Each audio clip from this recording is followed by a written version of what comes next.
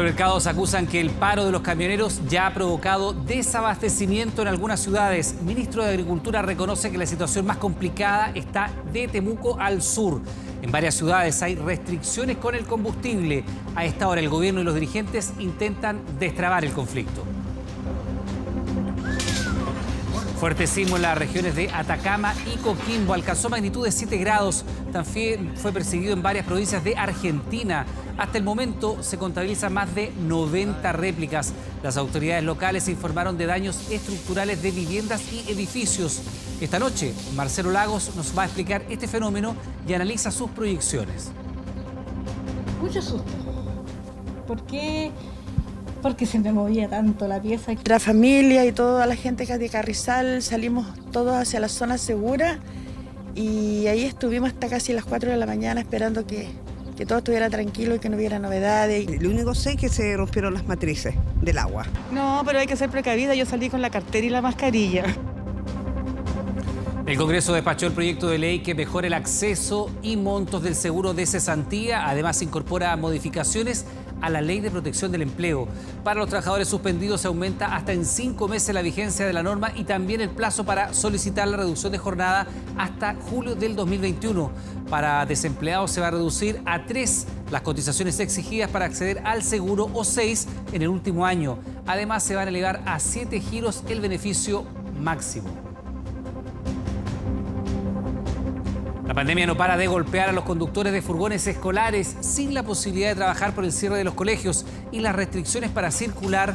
Solo les ha quedado reinventarse en otros rubros. Con sorpresa recibieron otro golpe en los últimos días. Ahora deberán pagar sin apelación partes empadronados por circular a menos de la velocidad permitida durante manifestaciones por falta de empleo.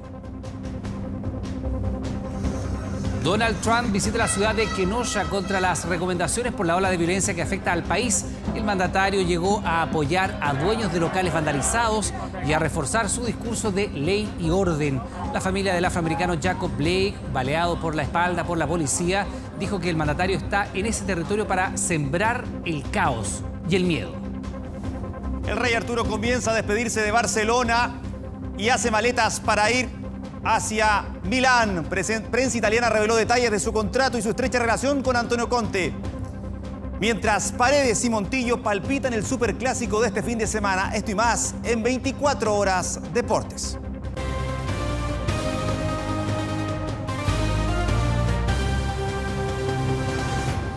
¿Qué tal? ¿Cómo están? Buenas noches, bienvenidos a las noticias. Estamos a pantalla dividida monitoreando lo que está ocurriendo con el paro de los camioneros. Esta 6ª jornada con paz de espera de parte de la autoridad, de parte de la ciudadanía. También a ver qué van a resolver finalmente los camioneros. Siguen en paro, aceptan la nueva oferta del gobierno en una jornada en la cual ha circulado un polémico video por redes sociales donde se ve a un grupo de estos camioneros manifestantes participando de una fiesta en medio de la carretera, que es lo más grave. No respetaron ninguna medida sanitaria. Desde el gobierno se anunciaron querellas mientras las negociaciones para deponer el paro, que cumple su 6º día, se mantienen.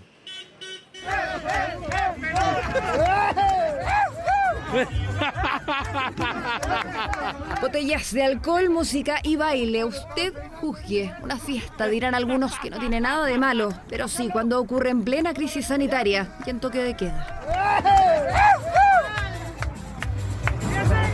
No muy bueno, porque la imagen que están dejando para nosotros con los choferes está quedando por el suelo. La mayoría al menos usaba mascarilla, distanciamiento o evitar el contacto. Este baile en mitad de la carretera responde la pregunta.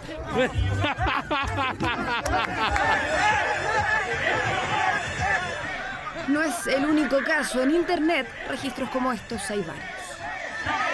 Aquí otro grupo de conductores y otro baile, ataúd al hombro. La música y el chiste del funeral ahora no hizo gracia.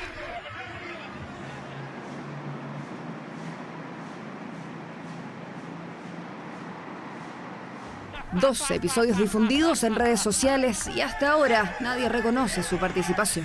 Sí, no sé en qué parte lo habrán estado haciendo esa, pero no, acá no. Los camioneros no somos así, los conductores no somos así. Así que si estos señores hicieron lo que tenían que hacer, deben estar fuera del gremio. Y así de fácil, van a estar fuera del gremio. ¿Dónde habría sido esto, José? En el norte. Pero los del norte dicen que fueron los del sur, y así todavía no hay responsables. De identificarlos se encargará la Fiscalía. El gobierno anunció una querella por el incumplimiento de las medidas sanitarias en pandemia. Desde el inicio de esta pandemia nosotros dijimos que aquellas personas que incumplían las medidas dispuestas por la autoridad sanitaria no solo ponían en riesgo su propia salud, sino sobre todo la salud de los demás. Nosotros con esos antecedentes presentaremos la querella criminal por artículo 318 del Código Penal. Artículo que establece presidio menor o multas que pueden llegar al $1.000.000 para el responsable de poner en peligro la salud pública en tiempos de epidemia, catástrofe o contagio. Primera querella de este tipo desde que se inició la movilización. Tarde ya, pues ya la paralización está. Como ustedes ven, aquí está todo parado ya y ahora tarde ya. Pues. La manifestación fue mutando a aspectos un poco más de bloqueo y por lo tanto empezamos a aplicar esas normas. El resto de los días creo que se estaba cumpliendo. De madrugada, un camionero murió atropellado en medio de la Ruta 5 Sur a la altura de Curicó. Según informó Carabineros, habría intentado impedir el paso de un camión de Cenabas que transportaba medicamentos. Estamos en pleno proceso de investigación. Se mantiene en la unidad policial al conductor del camión y se están tomando declaraciones también a testigos presenciales de los hechos. No te he gritado, tampoco te pongáis así, que te hablen con seriedad, no te están gritando. Y decirme a mí que somos doble estándar. Si ustedes tienen a gente en prisión preventiva, ¿cuántos camioneros hay en prisión preventiva? ¿Qué pasó? ¿Cuántos camioneros hay en prisión preventiva? Tensión en el Congreso provocada por el paro. En esta jornada la DC dio un ultimátum. O se invoca la ley de seguridad y se termina con el paro, o se acusa constitucionalmente al ministro del Interior.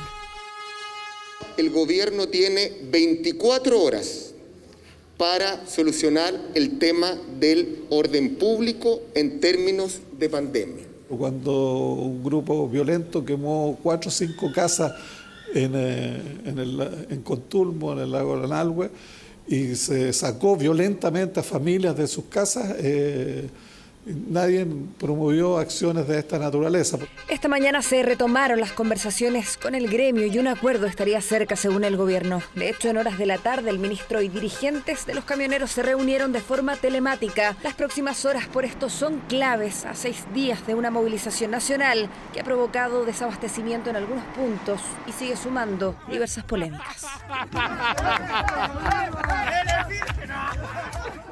Polémica y también efectos, porque fíjese que subieron de precio las papas en la región metropolitana y ya está faltando el pollo en Chiloé. Los efectos del paro de los camioneros se han hecho sentir en diversos puntos y la preocupación ha sido manifestada por diversas organizaciones, como por ejemplo la Asociación de Supermercados, que ya acusó desabastecimientos en algunas porciones del país.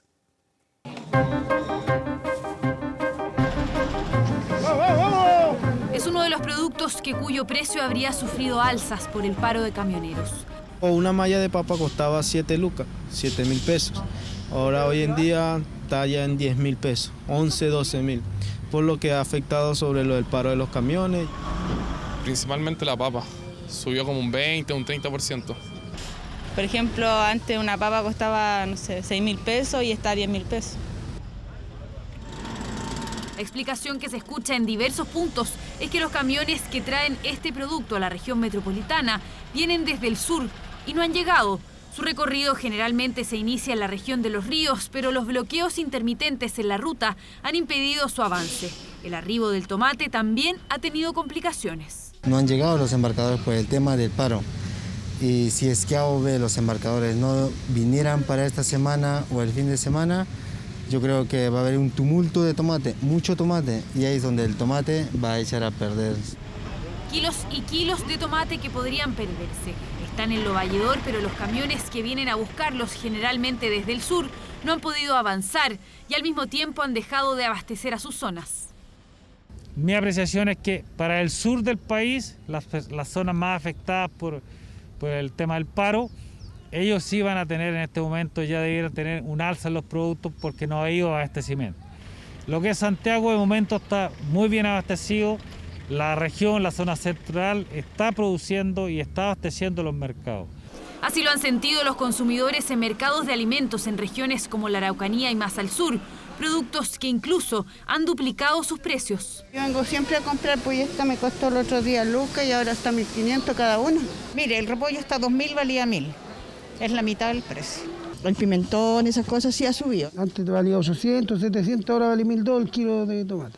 El paro también ha generado problemas con el combustible. La lentitud de los camiones y la menor frecuencia han provocado preocupación en los consumidores. Ayer salí en la tarde a buscar benzina y está todo o están cerrados o definitivamente no hay nada. Vengo de la otra bencinera y está cerrada, no hay nada de benzina. Así que hay que esperar aquí nomás. Al puerto de San Antonio los camiones no han podido ingresar. La consecuencia, toneladas de alimentos que no han podido abandonar el lugar. Suman un total de 286.000 toneladas de granos de consumo humano y animal. Estamos hablando básicamente de proteína vegetal, de maíz, de trigo y de soya, que son la materia prima para la producción de carne de pollo, carne de cerdo, carne de pavo y huevos. Además del pan, ¿cierto?, con el trigo. Por lo tanto, se trata de carga vital que es en extremo importante poderla evacuar desde el puerto de San Antonio. El gobierno aseguró este lunes que existían indicios de desabastecimiento y hoy confirmó que en el sur del país hay problemas con algunos productos. De Biobío al norte estamos bastante bien abastecidos de alimentos. De Biobío al sur sí tenemos algunos problemas. Chiloé, por ejemplo, no hemos podido tener distribuciones de pollo, que es un producto muy apetecido por mucha gente. También estamos desabastecidos de combustible. Desde la Junaev incluso aseguraron que la entrega normal de las cajas de alimentos en 10 regiones del país no están aseguradas para este miércoles. Hay ciertas zonas específicas del país en que hemos tenido problemas logísticos y vamos a tener una demora para llegar con las canastas a los colegios. No obstante esto, estamos haciendo todos los esfuerzos como gobierno y trabajando también con nuestras empresas proveedoras para solucionar estos problemas, buscando rutas alternativas, buscando proveedores locales, de manera de llegar lo antes posible a las familias con la canasta de alimentación escolar. Un problema que ya están viviendo algunos supermercados. Desde la asociación que los agrupa aseguran estar preocupados por un inminente desabastecimiento entre Valparaíso y Los Lagos, donde ya existe desabastecimiento de productos perecibles como frutas, verduras y lácteos. Nos preocupa que de no llegar a una pronta solución, esta situación podría extenderse a gran parte del país y además ya se comienza a visualizar una potencial pérdida de alimentos. De todas maneras, hasta ahora el gobierno asegura que no habría grandes variaciones en el precio de los productos, algo que seguirá en evaluación, considerando que la especulación está sancionada incluso con cárcel. Ignorando las recomendaciones de su equipo asesor, el presidente Donald Trump viajó hasta la ciudad de Kenosha, en Wisconsin, polvorín de las manifestaciones raciales en el norte de Estados Unidos. El mandatario calificó las protestas como terrorismo doméstico. Es el escenario de la última erupción racial y social que sacude a los Estados Unidos. La ciudad de Portland, en el estado de Oregon, ha sido testigo de múltiples protestas desde que en mayo pasado un policía asesinara en Minneapolis a George Floyd.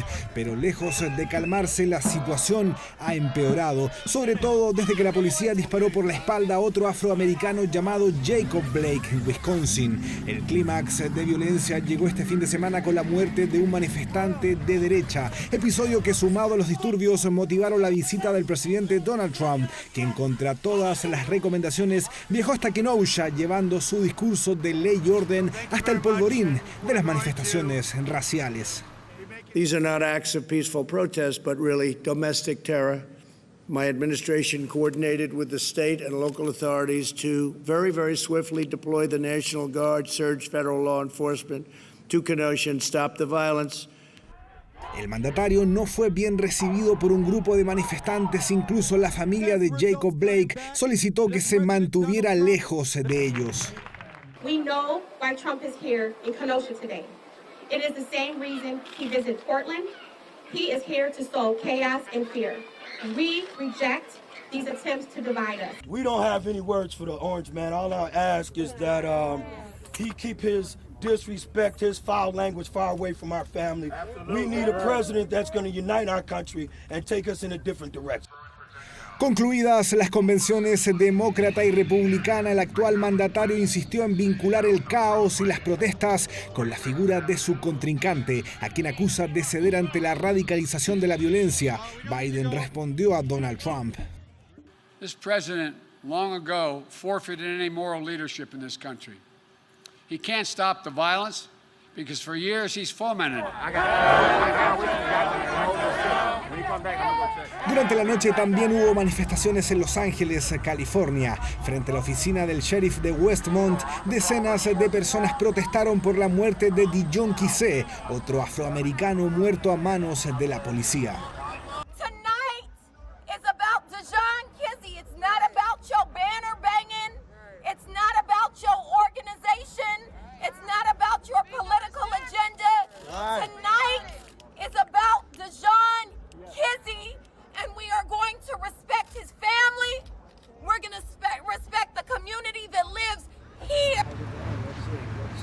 Mientras tanto, en la ciudad de Kenosha, Donald Trump visitó a los propietarios de locales y comercios destruidos.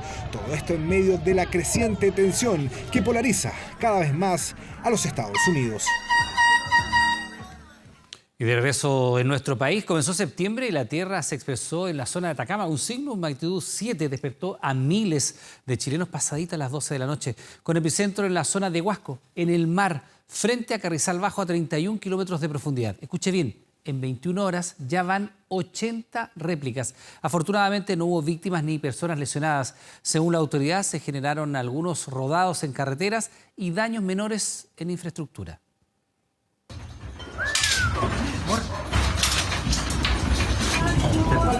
Internas. Está temblando. Mami, venga. Viene otro temblor, está muy fuerte. Aquí viene el otro, Dios mío. 9 minutos después de la medianoche, la hora exacta en que un sismo de gran intensidad sacudió este martes al norte del país, evento que además ocurre justo en plena pandemia. Insistir en la población que hay que estar preparado, que la diferencia con las evacuaciones en otras oportunidades es que hay que agregarle la dificultad de que hay que mantener un distanciamiento. Está temblando. Oh, es más fuerte este, ¿no? Fue como más fuerte ahora. Un movimiento telúrico de magnitud 7 con epicentro a 55 kilómetros de Huasco y seguido 21 minutos después por otro sismo de 6.1 con epicentro similar, evento que se percibió con mayor intensidad en la región de Atacama y que puso en alerta a la población. Está temblando otra vez, está temblando otra vez. Así dan cuenta los diversos registros de la noche. Uno de los más impactantes ocurrió en Copiapó, donde el colapso estructural del edificio Torre del Sol provocó la inundación de los pisos inferiores, afectando incluso a los ascensores. Lo único sé es que se rompieron las matrices del agua y se inundaron algunos departamentos, creo, de algunos vecinos y que tienen la luz cortada. Uno de los estanques de caldera, una de las cañerías que ingresa, que ese estanque se mantiene para calentar agua, explotó con el movimiento telúrico. Colapso que también sufrió un condominio en el sector El Palomar, donde vecinos apuntan a daños estructurales tras el sismo, mientras en el centro de Copiapó la casa de Mónica Larrondo tuvo derrumbes en el frontis y techo debido al movimiento telúrico, un hogar donde Mónica cuida a 2 ancianos. Mucho susto. ¿Por qué? Porque se me movía tanto la pieza que después cuando se cayó el planchón, todo eso de ahí, se me vino todo el polvo para acá. Así que tuve que levantarme, abrir la puerta y pararme en el medio de la calle. Sismo que dejó como balance en la región de Atacama algunos cortes eléctricos y desprendimientos de rocas y piedras que cortaron por algunos minutos las carreteras. En Huasco, la comuna más cercana al epicentro, no hubo reporte de daños, al igual que en la localidad de Carrizal Bajo, donde los habitantes se movilizaron hacia las alturas pese a que el ONEMI descartó peligro de tsunami. Aquí los resguardos se tomaron inmediatamente, al menos al borde costero. Todos los vecinos subieron a la altura de Carrizal Bajo, resguardándose por cualquier eventualidad de algún tsunami, maremoto que hubiese ocurrido en las horas de la noche. En general, las familias de Atacama están en buenas condiciones, los centros de salud estuvieron en buenas condiciones y operativos durante la jornada de la noche. La conectividad en cuanto a telecomunicaciones y también la habilitación de rutas se encuentra plenamente operativa al día de hoy. Información de último momento, un fuerte sismo sacudió las provincias argentinas de la Patagonia, pero el epicentro fue en Chile. Un movimiento telúrico que se percibió desde Atacama hasta la región metropolitana, así como también en algunas provincias de Argentina. Un sismo que no dejó dormir a los habitantes de la zona norte de nuestro país, y es que hasta las 6 de la mañana hubo 30 réplicas y se han percibido más de 90 tras el evento de la madrugada, una cifra que según los expertos debiese bajar con el correr de las horas. Lo más probable es que esta secuencia vaya disminuyendo en número de réplicas y también su magnitud vaya decayendo en el largo plazo. Probablemente varios días va a estar así, quizás una semana. Un despertar incómodo y violento, un movimiento que azotó principalmente a la región de Atacama y que tuvo a las 5 de esta tarde su réplica más fuerte con un sismo de magnitud 6.3 con epicentro a 67 kilómetros de Huasco.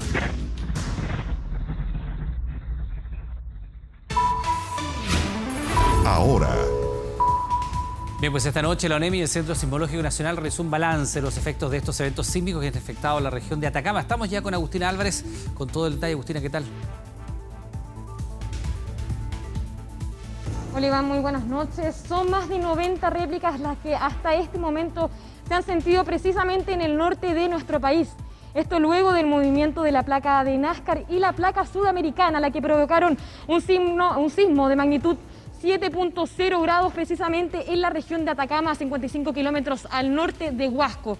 Un hecho que ocurrió a las 0009 horas de la madrugada de este martes. Probablemente despertó a muchos de nuestros vecinos nortinos del país, pero que tras este sismo se han provocado varias réplicas que con el tiempo, dice desde la ONEMI, dieron declaraciones recientemente, van a comenzar a descender en frecuencia y magnitud hasta desaparecer completamente. Por eso es que hicieron un llamado a la calma a los vecinos del norte y también a estar preparados también en caso de cualquier tipo de evacuación que sea necesaria. Pasemos a escuchar declaraciones. Por el momento, este temblor de magnitud 7.0 ha producido sus réplicas y hasta el momento se ha comportado como un sismo principal, magnitud 7.0, y sus réplicas, de manera que, como decía el director nacional, estas réplicas lo más probable es que se vayan distanciando. Si sigue comportándose de esta manera, se vayan distanciando, sigan existiendo réplicas. Nosotros tuvimos réplicas para el terremoto de magnitud 6.9 en la zona central de Chile por varias semanas. Varias semanas entonces con las que podemos seguir percibiendo estas réplicas. Hay unas que se perciben con mayor fuerza que otras, hay otras también que pasan desapercibidas. Lo cierto es que desde la ONEMI hicieron un llamado a mantener la calma, pero sin embargo, como les comentaba hace un par de minutos, lo importante también decían es a estar preparados. Uno nunca puede predecir un terremoto y por ende, sobre todo en este tiempo de pandemia, es necesario saber las vías de evacuación, mantener un kit de emergencia y que también cuente precisamente con mascarillas, guantes, alcohol gel. El llamado entonces es a la calma, pero también sobre todo a estar preparados. Iván. Bien, Agustina, naturalmente es un tema que ha generado mucha preocupación, sobre todo en la zona norte de nuestro país y que nosotros vamos a seguir analizando acá en nuestro estudio. Muchas gracias. Bien, pues ya estamos con Marcelo Lagos, precisamente como lo habíamos anticipado a través de nuestras redes sociales. Marcelo, primero que nada, buenas noches. Muy buenas noches. Para poner un poco de información sobre esto, porque de partida acá dice sismo Huasco, nosotros conversábamos recién, yo vi algunos titulares terremoto Huasco. Vamos a hacer una diferenciación entre temblor, sismo, terremoto. ¿Debemos, desde el punto de vista de la academia, hablar de una manera y desde el punto de vista social de otra? No, totalmente de acuerdo. La verdad es que para que todos quede claro, sismo, temblor, terremoto son todos sinónimos.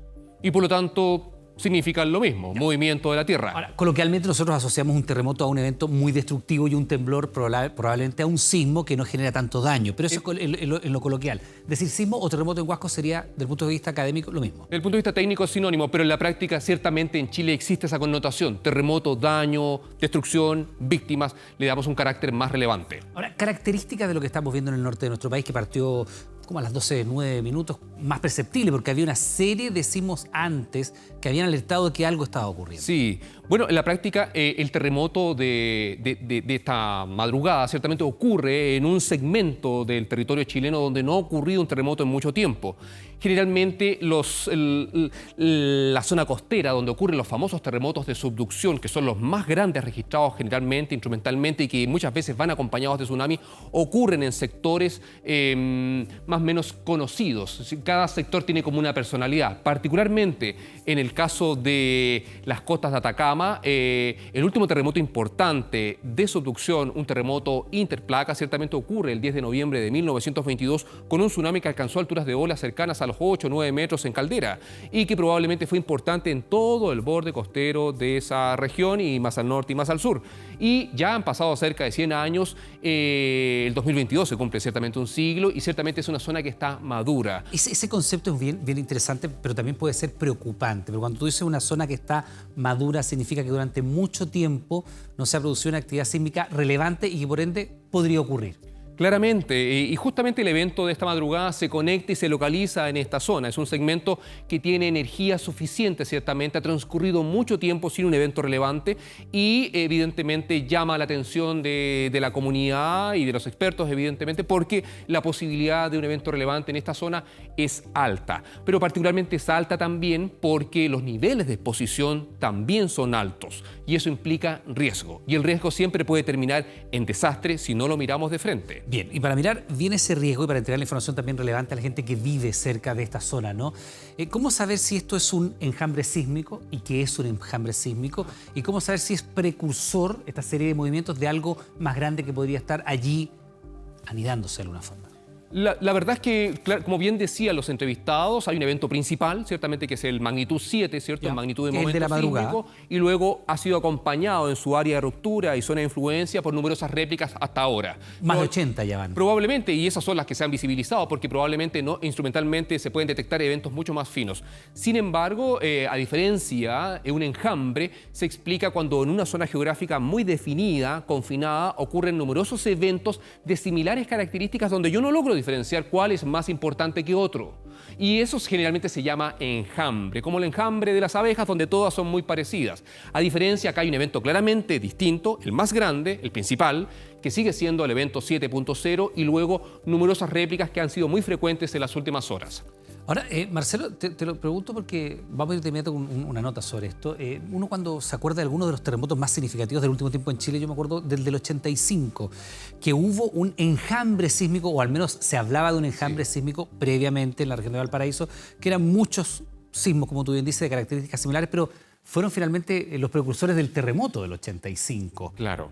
Bien, la verdad es que ese comportamiento ocurre a veces. A veces tenemos actividad precursora, como bien mencionas, 1985, o como para el terremoto del 1 de abril de 2014 entre Iquique y Pisagua.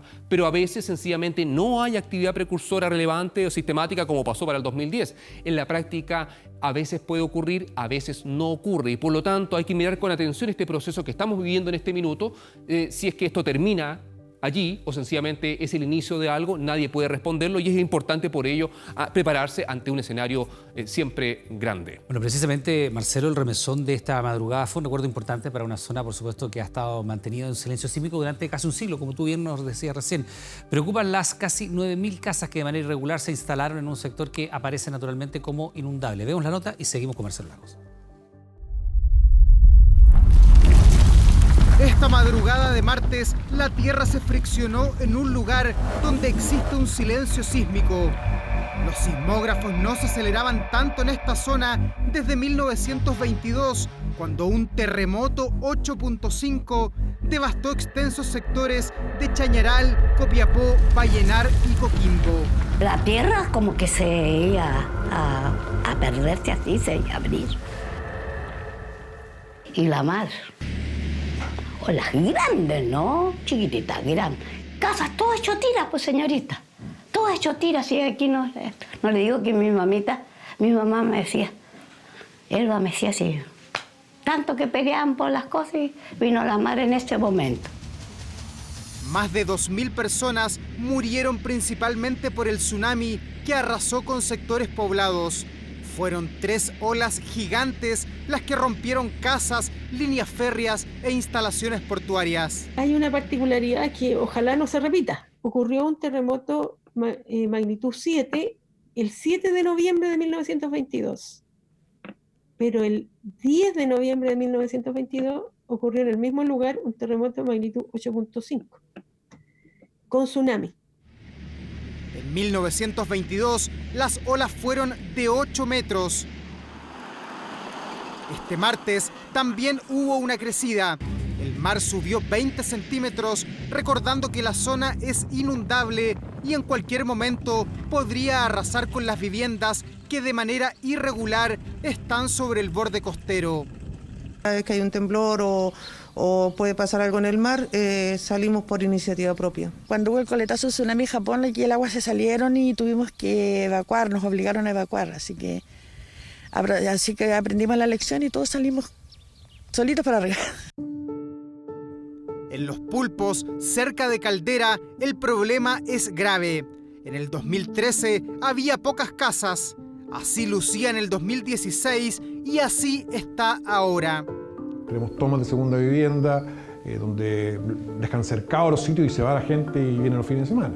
O sea, absolutamente, no responde a ninguna necesidad de vivienda, sino que básicamente a una situación recreacional y a la inacción del Estado o de los dueños de los terrenos que no hacen nada para desalojar estas tomas.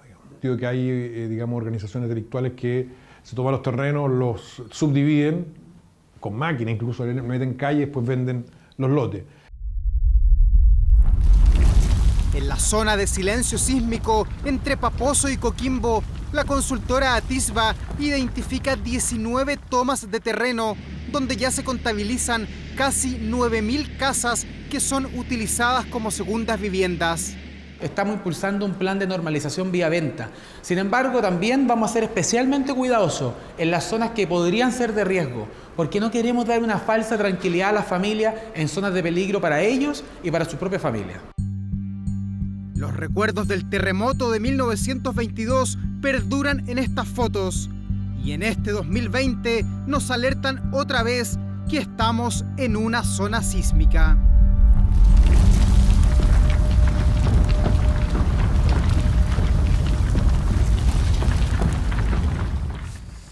Bueno, Marcelo, ahí estábamos viendo, hay una cuestión que es muy compleja que tiene que ver con la costa de Atacama, cómo se ha ido poblando de manera irregular y queremos que revisemos esta información gráfica contigo para que nos explique un poco lo que tiene que ver con la zona de inundación.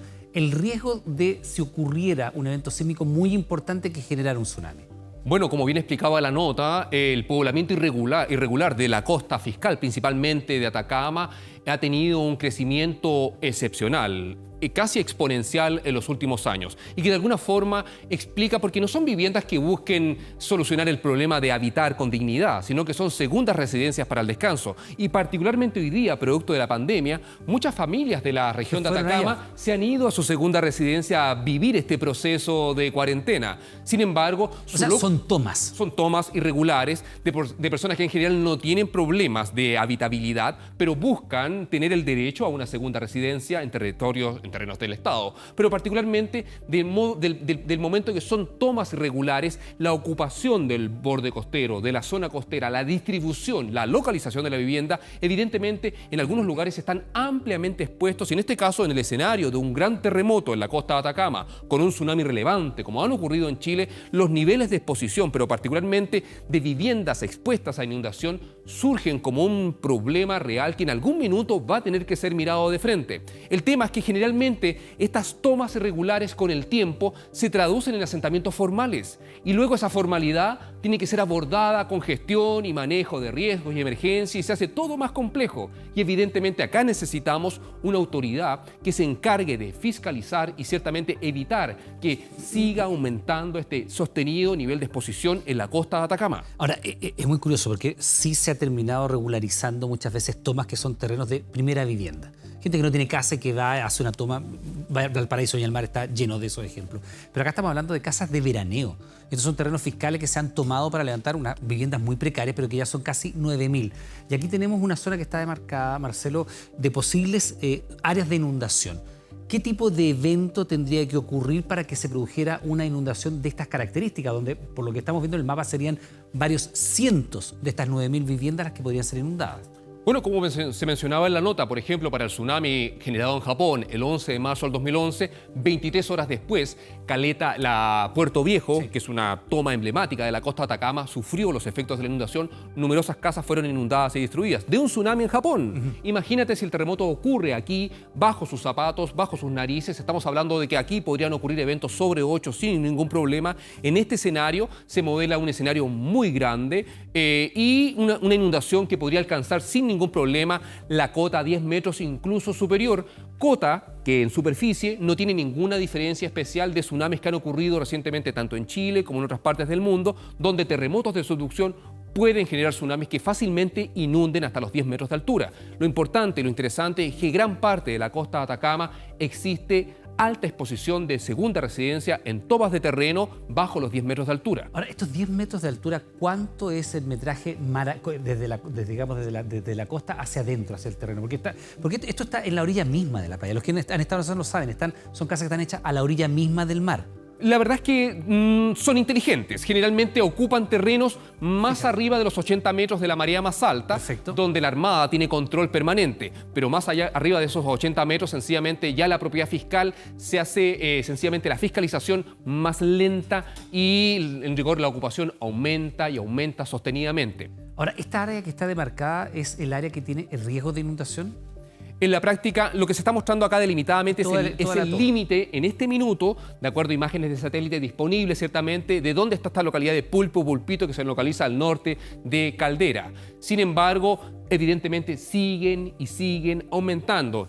Ahora es aquí, mañana es más al norte, más al sur. Esto está ocurriendo permanentemente en terreno fiscal. Si yo voy a Pichilemu, si yo voy a Zapallar y me quiero tomar un terreno, te garantizo que no voy a durar ni 2 segundos sencillamente con mi tizado del piso para construir mi segunda residencia. Sin embargo, aquí está pasando un tema que en rigor gobiernos sistemáticamente y evidentemente gobiernos locales no han abordado como corresponde, pero también está en el tema de la educación de nuestras comunidades que creen que por derecho propio sencillamente pueden tomarse el borde costero y a final de cuentas construir riesgo con su decisión. Por una parte, la decisión de las personas de convivir tan cerca del mar y segundo, un gobierno local, un gobierno regional que permite que se materialice esta ocupación. Por lo tanto, todos con sus decisiones construyen riesgo. ¿Y después qué va a pasar? Va a venir el terremoto, va a venir un tsunami, va a venir destrucción y la culpa ¿de quién es? Del tsunami. Y evidentemente que no lo es. La culpa es del humano. Marcelo, antes de que nos vayamos, muy breve, ¿qué podremos esperar? Yo sé que no se pueden anticipar los fenómenos telúricos, pero ¿qué se le puede decir a la gente que está en la zona que vivió este terremoto anoche? ¿Qué es lo esperable? ¿Más réplicas que decaigan en el tiempo? ¿Podría venir un evento de características similares al de anoche?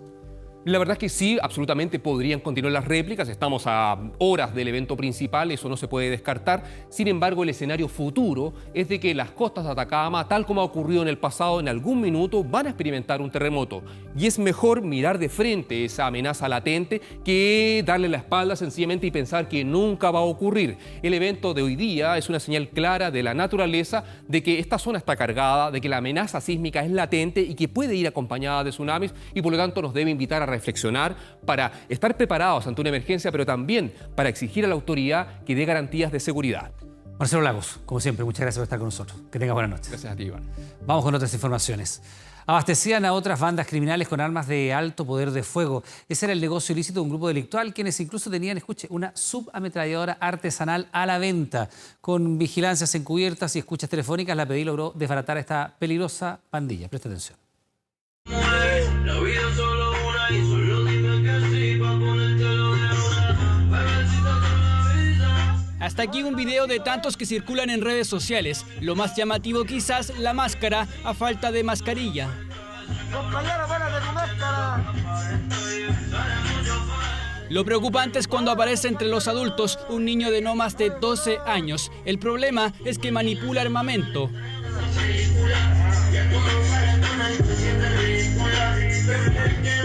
Era una banda sumamente peligrosa, ellos se jactaban de alguna manera de su fuego. Ellos lo que realizaban era comercializar armas de fuego entre diferentes bandas rivales del mismo sector sur. Banda criminal dedicada a la compra y venta de armamento, puntapié inicial de lo que muchas veces termina en balaceras o disputas con muertos y heridos. Por eso fueron seguidos sigilosamente por casi 2 meses por la PDI. Si te digo que vengáis, ¿podéis venir? ¿A dónde estáis vos? ¿A dónde? Acá en el piso. ¿Allá donde fui el otro día? ¿A la segunda vez? Sí. Sí, bueno, pero al tiro tiene que ser. Para que te llegue la tartamuda. Los códigos son siempre importantes. La tartamuda es en realidad esta subametralladora artesanal. ¿La tartamuda? ¿Cuál es esa? ¿La mesa? Pero yo te digo que no tengo la plata, pues me la voy a pasar. Ven a buscar esta guay, después la pagáis. La que claramente tiene un poder de fuego que le hace ser más potente que un arma de por ejemplo, escopeta hechiza o una pistola a fogueo modificada. No, está hablando de un ametrallador artesanal que tiene un poder de fuego más alto, toda vez que permite el disparo automático de varias municiones al mismo tiempo, una ráfaga de municiones, se podría decir. Buena. ¡Ya la rescaté! ¡Voy pasando la bala de acá lejos para allá! Pero necesitaba rescatarla para que estuviera en mi poder, El rescate no era más que la venta, una subametralladora en manos de delincuentes. El negocio de las armas era muy lucrativo, 1,5 millones por lo bajo habría costado esta transacción. Conocidos como los Toscanini, nombre de la calle donde operaban en Puente Alto, según los investigadores, abastecían a bandas dedicadas a robos violentos o al tráfico de drogas. Si bien es hechiza, tenía la posibilidad de un dispositivo de ráfaga, que eso nos llamó mucho la atención debido al poder de fuego. Ellos si eran capaces de ofrecerse a hacer cuidado y protección a bandas criminales dedicadas al tráfico para trasladarse de un punto a otro de la capital. Por lo general es común jactarse del poderío de fuego en redes sociales. En parte ellos lo hacían por eso, pero también para visibilizar el producto que podían ofrecer. Entre los 4 imputados suman antecedentes por robo con violencia, infracción a la ley de armas y tráfico de drogas. Solo uno era el líder. Se dedica a ofrecer su ametralladora, se dedica a ofrecer pistolas y de esta manera, de forma ilícita, busca poner en circulación armas de fuego. Y cuando armas de fuego son puestas de forma ilícita en circulación, generalmente son armas de fuego que están vinculadas, por ejemplo, a proteger otros negocios ilícitos. Los 4 imputados quedaron en prisión preventiva. El caso del niño que aparece en el video será tratado eventualmente como un delito adicional. Esta es una realidad que podemos constatar a lo largo de nuestro país, porque sabemos que existen delincuentes que utilizan niños, niñas y adolescentes para delinquir, para traficar o para distintos tipos de delitos. Ahora la Defensoría de la Niñez también solicitó los antecedentes al Ministerio Público para así evaluar medidas de protección para el menor que aparece en este video. Por suerte, eso sí, la banda fue desbaratada. ¡Para descargar, compañero! Una serie de partes empadronados le comenzaron a llegar a un grupo de transportistas escolares que protestaron el 29 de abril. El motivo, circular a baja velocidad. Entre ellos está la famosa tía Pikachu, conocida tras el estallido social. Hoy, junto a su traje de Pokémon, vive sus momentos más duros. Mire. ¡Baila, Pikachu! Ha sufrido los embates del carro lanzaaguas, se ha dado unos buenos porrazos. Hasta un perdigón le llegó en el tobillo. El Pikachu ha bailado en cuanta marcha ha sido convocada. Su encendido color se ha viralizado tras el estallido social. Pero Pikachu no es él, es ella y prefiere que le digan tía, ya que trabaja como conductora de transporte escolar. A ella, como a muchos, la pandemia le ha golpeado y duro. Muchos tíos han tenido que vender sus furgones. El tema es que estoy complicada de aquí a diciembre, que el banco otra vez nos pueda volver a correr las letras. Endeudada, sin trabajo desde marzo, sin dinero para el permiso de circulación, se ha dedicado a vender miel, papas y ajochilotes que trajo en una gira que hizo al sur gracias a su personaje. Son miel, se llama trébol dorado, que eso lo hicimos nosotros. ¿Pero le ha ido mal en esta venta? Es que lo que pasa es que yo traje 200 kilos para una persona que me encargó. ¿Y la dejó plantar? Sí. La venta ha sido irregular y esta tía además recibió otra mala noticia. A su casa le llegó un parte empadronado cruzado el 29 de abril, cuando en compañía de varios transportistas escolares se manifestó para pedir ayuda para su gremio. Y me dice, tía, me dijo, nos pasaron un parte ese día de la marcha. Y yo no tengo cómo cancelar, dijo, no tengo ni siquiera, dijo, para poder pagar el permiso de circulación y tampoco voy a tener para pagar esto. Partiada ella y varios más, la infracción sería por conducir a menor velocidad de la mínima fijada. La suma sobre 70.000 pesos y como fue empadronado, no hay posibilidad de apelación o descuento. Cualquier circulación que impida El correcto flujo y operación de la calle, así como la obstrucción de la vía pública, está penada por la ley y evidentemente contempla una sanción. Al menos a 10 transportistas les ha llegado la misma infracción y otros tantos se han enterado por internet. Un parte empadronado del valor de 75.500. Por la manifestación. Por la manifestación del 29 de abril que fuimos nosotros.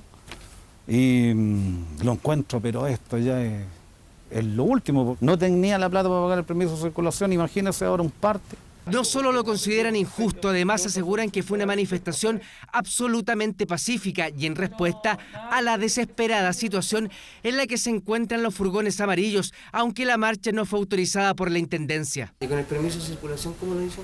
No lo he pagado. No he tenido dinero tampoco porque tenemos que pagar 2 permisos de circulación. ¿Usted me puede mostrar el traje Pikachu o no? Sí. Muéstramelo. Lo voy a ir a buscar. Este me lo regaló un fans que se lo había comprado para él.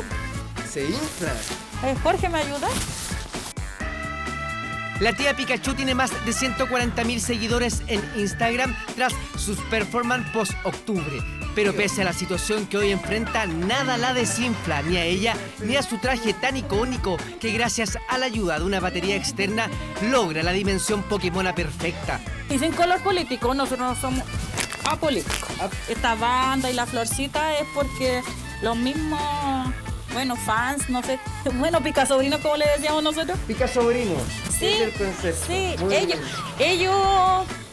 ellos dieron idea. El motor le está dando aire, claro, esto para que se infle. Para que no se desinfle el Pikachu. Claro, hasta el momento, desde abril, ahora en la pandemia, hemos ayudado en las vías comunes, hemos ayudado en campamentos.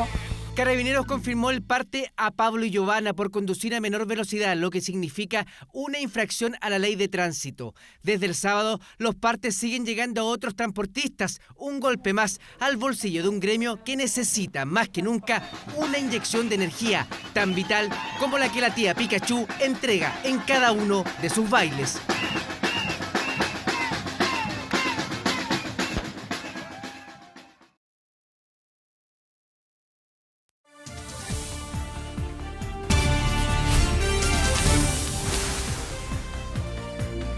Algunos locales de votación ya están siendo preparados para el plebiscito de octubre en varias comunas y los alcaldes además solicitaron transporte público gratuito para todos los electores. El gobierno, en tanto, analiza esta propuesta y ya definió que el día de las elecciones las personas en lugares con cuarentena podrán salir a sufragar gracias a un permiso especial. Mire. Nuestra comuna tendrá 2 nuevos recintos de votación. Van a tener una señalética que va a indicar cuánto es el aforo, o sea, el número máximo de personas que permite el recinto simultáneamente y las medidas sanitarias a utilizar. Cuenta regresiva para el plebiscito del 25 de octubre, 54 días faltan y los alcaldes nuevamente adquieren protagonismo. Este martes sostuvieron reuniones en La Moneda para garantizar una elección segura y lo suyo no solo han sido conversaciones. Algunas municipalidades ya están preparando los locales de votación con las medidas sanitarias que serán exigidas ese día. Adicionalmente, vamos a tener una sola puerta de acceso y, por supuesto, una distinta de salida para evitar la aglomeración. Medidas que exige el CERVEL e Independencia es un buen ejemplo de cara a la elección porque la mayoría de las mesas de la comuna estará al aire libre para evitar contagios por COVID-19. Son los esfuerzos de los jefes comunales para garantizar un plebiscito masivo y seguro y es por eso que en la reunión con el Ejecutivo solicitaron implementar medidas sanitarias extras a las ya acordadas entre el Ministerio de Salud y el CERVEL. Por ejemplo, hemos propuesto que a los vocales se le puedan hacer PCR antes del día de la votación y posterior al día de la votación, de tal manera de que los vocales puedan cumplir esa labor de forma muy segura y tranquila. Hubo propuestas sobre la mesa, pero también críticas. Los alcaldes cuestionaron al Ejecutivo por no buscar oportunamente alguna medida que permitiera el voto de los pacientes COVID-19 ese día. No creemos que sea recomendable. A pocos días o semanas de llevar adelante un plebiscito, empecemos a innovar y inventemos algo que a lo mejor no va a resultar bien. Y si no resulta bien, lo más seguro es que no se diga que los parlamentarios fueron los responsables, sino que se va a buscar a otro responsable. Algunos proyectos presentados en el Congreso buscan garantizar el voto de los pacientes COVID, pero su aprobación es compleja. Ante este escenario, los jefes comunales exigieron al gobierno mejorar la trazabilidad de las personas contagiadas para identificar los casos y contactos estrechos y así asegurarle a la población que las elecciones se desarrollarán en un entorno seguro. Hay que tener una trazabilidad que ojalá ese día llegue casi al 100% para que nadie esté en riesgo y finalmente la gente sin miedo pueda asistir a las urnas, pueda votar, porque de esa manera lo que vamos a hacer es blindar la legitimidad del proceso. Que se tomen las medidas para que la elección sea masiva es una solicitud transversal. Por esto y por la actual crisis económica han surgido otras peticiones. Que ese día el transporte público sea gratuito. Que tengamos transporte gratuito. Transporte gratuito para todos los electores el 25 de octubre. El CERVEL aumentó los locales de votación entre un 20 y un 30% por comuna para que estos estén más cerca, evitando en lo posible el transporte público. Aún así, muchos tendrán que hacerlo por este medio y por eso se exige al gobierno su gratuidad.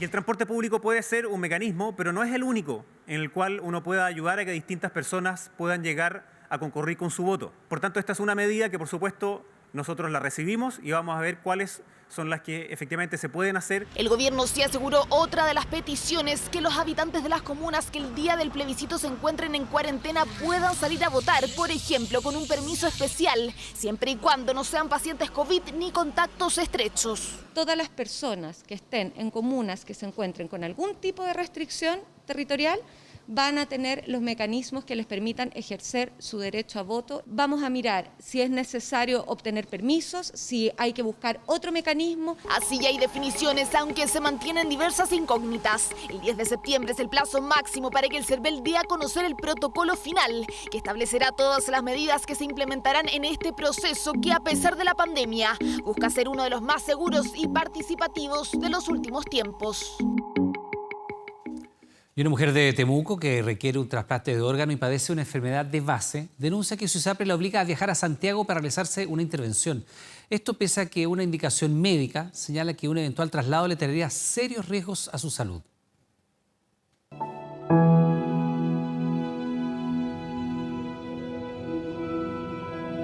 Mi nombre es Alison Melissa Centeno Molina.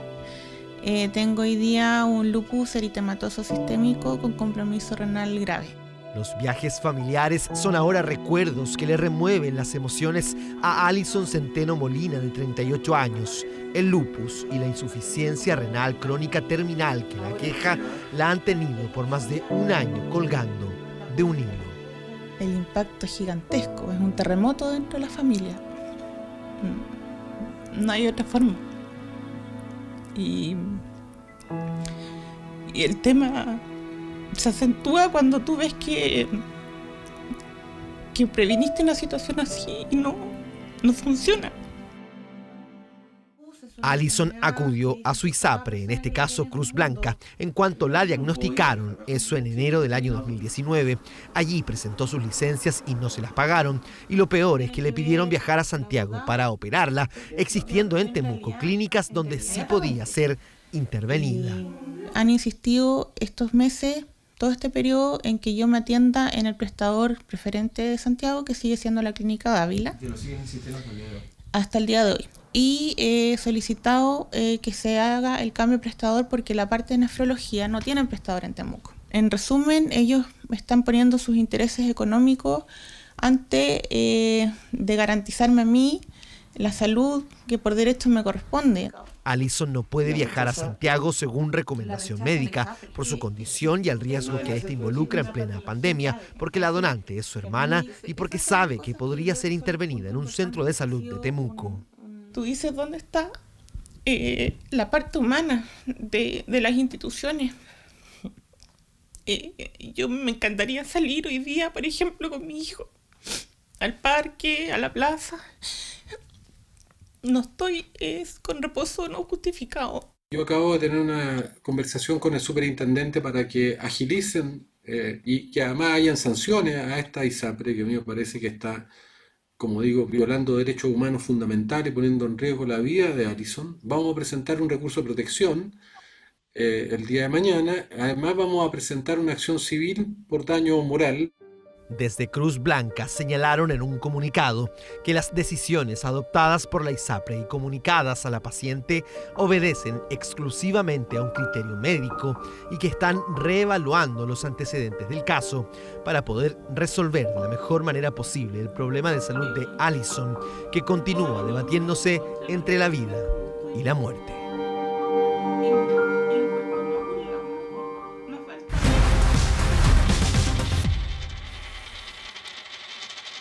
Revisamos las cifras de la economía, seguimos cayendo menos que en meses anteriores, pero la caída es igualmente grande. Andrés Vidal con nosotros, ¿cómo te va, Andrés? Don Iván Núñez, ¿cómo le va? Menos mal que los meses anteriores, pero sigue siendo muy malo los números, seguimos cayendo 2 dígitos. Lo vemos en la gráfica, señorita directora, porque me retaban cuando decía señor director. Muy bien, hagamos la corrección. Aquí la llevan las mujeres. 10,7% de caída del crecimiento en el mes de julio. Una caída que se esperaba en torno al 11%. Esto era esperable, está dentro del marco. 4º mes consecutivo que estamos cayendo a cifras de 2 dígitos. Vamos con la siguiente estación de esta gráfica. La minería sube un 1,4%. Está marcando el número positivo, por lo menos en estos meses. Lo no minero, aquí hay que hacer una pequeña corrección, es menos 12%, pero lo no minero es una fuerte caída. Aquí está la construcción, servicios, el comercio, sectores que se han visto fuertemente golpeados en la economía. Menos 12%, esa pequeña corrección, pero el crecimiento de la economía crecimiento entre comillas, dentro de las expectativas, que era un 11% de caída. ¿Cómo se viene el resto del año? Antes de eso, las caídas anteriores eran 12%, 15%. 14% en el mes de abril, fue un 15% en mayo, que fue el peor mes, 15,3%, 12%, 12,9% en el mes anterior y 10,7%. Y ahora 10,7%. Se espera que en el mes de agosto, efecto del 10%, efecto del desconfinamiento en algunas comunas, podamos tener un crecimiento en torno al menos 5, menos 6%, y ya en septiembre acercarnos al 0%. Lo dijo el ministro de Hacienda hoy día, en el último trimestre de este año, octubre, noviembre, diciembre, podríamos ver números positivos. Entre otros efectos, recuperación de la economía, y porque el punto de comparación respecto al año pasado, recordemos, el estallido social en octubre es bastante más bajo, pero se ven por lo menos para fin de año cifras más halagüeñas, de acuerdo a palabras del ministro Ignacio Briones. La nota es de José Ignacio Tenas. Amigo, retira. Por acá, por favor. Al igual que este negocio en 10 de julio, nuestra economía poco a poco repunta. Bueno, la crisis al principio nos pegó bastante cuando comenzamos la pandemia. Venía como en picada y de repente ha sido un repunte con arduo trabajo, pero se ha sabido solventar y se ha sabido de a poco ir incrementando las ventas. La clave, el desconfinamiento y la inyección monetaria del 10%. Esto ha permitido que al menos el comercio comience a ver mejores números. Además, según la última encuesta de la Cámara Nacional de Comercio, un 44% de los locales sigue cerrado o funcionando a menos de un 20%, un porcentaje menor al de hace 2 meses atrás. Comenzamos un poco a fluir en cuanto a los despachos a domicilio. Igual no era la misma venta que veníamos antes de la pandemia. Hasta el momento venimos con un crecimiento, ¿verdad? Algo exponencial, en vista de que soltaron la cuarentena.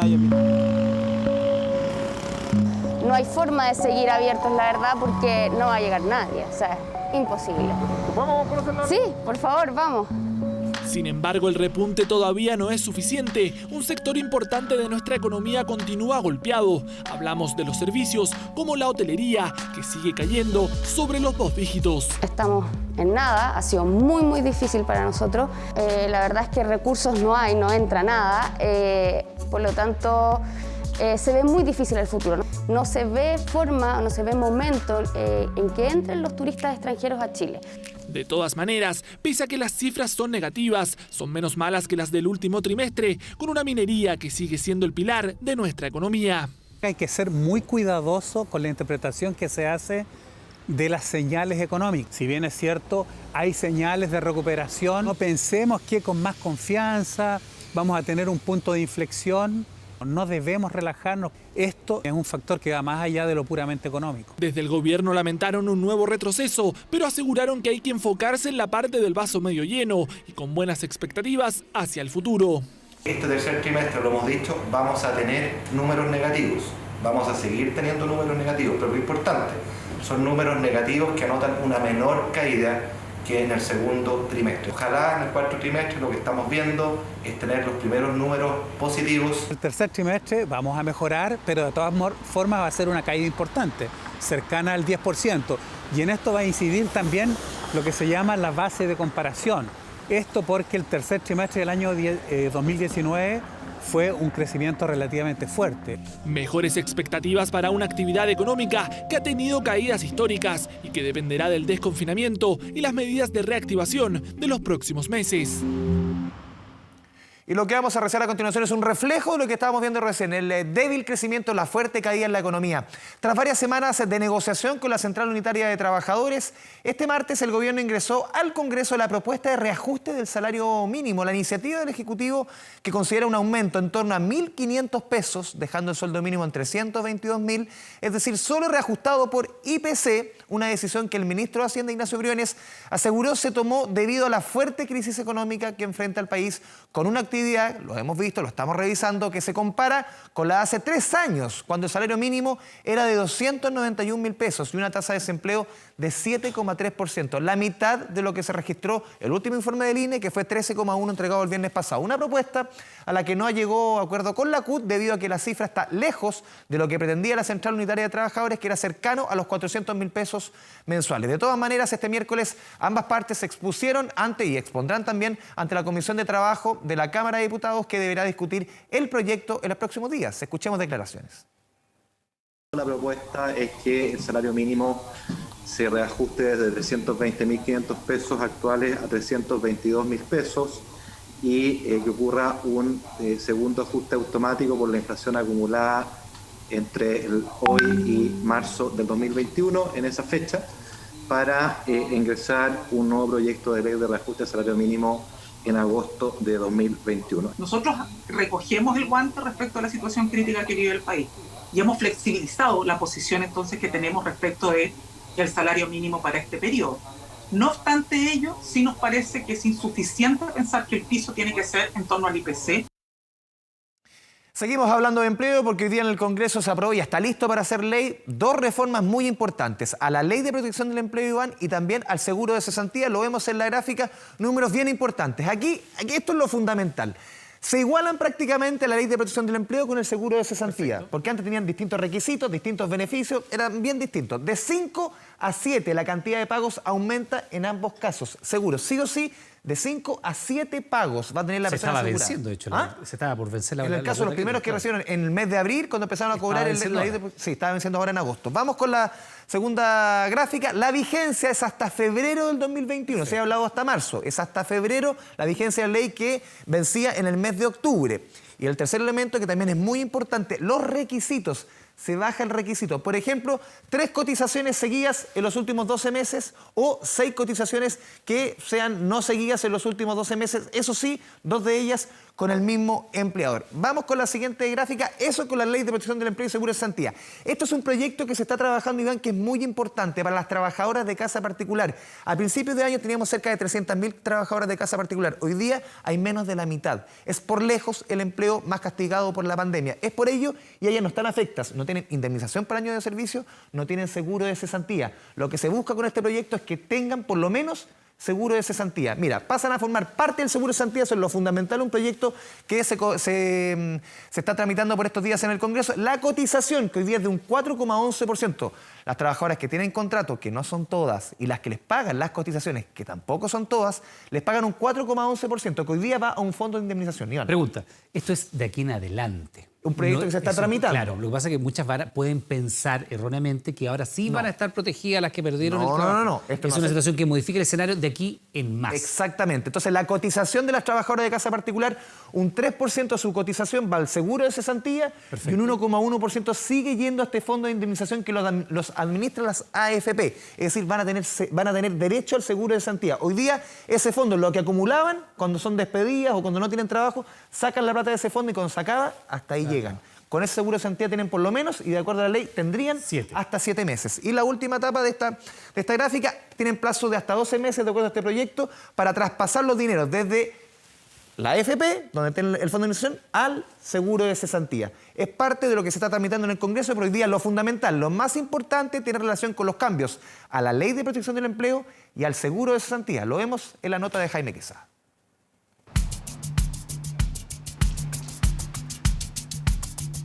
¿Cómo te fue? Mal, no fue mal con el trámite. ¿Qué te dijeron? Porque se nos acabó el fondo. Hace 4 meses enfermó de COVID-19, suspendieron su contrato en la construcción y ahora lo despidieron.